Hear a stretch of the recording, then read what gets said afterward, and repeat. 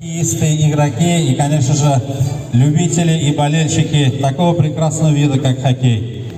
Мы рады приветствовать вас и нас на нашей благодатной Каибецкой земле.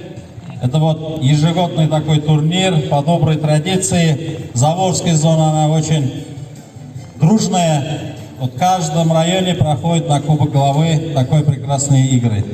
А в этом году мы не зря проводим сегодня, 15 февраля, потому что сегодня 36-я годовщина вывода войск из Афганистана.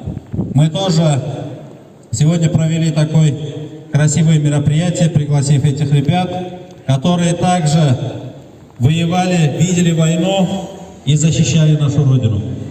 Мы чтим память о них, память погибших и, конечно же, вот посвящаем.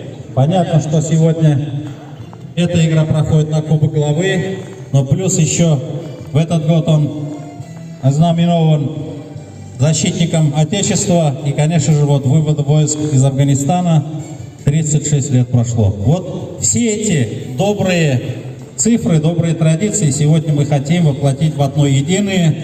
И сегодняшняя игра, я думаю, она началась неплохо. Все будет хорошо. Должен выиграть сильнейший. Мы этого будем желать. Конечно же, всем удачного, хорошей игры. И я этот турнир объявляю открытым. Спасибо.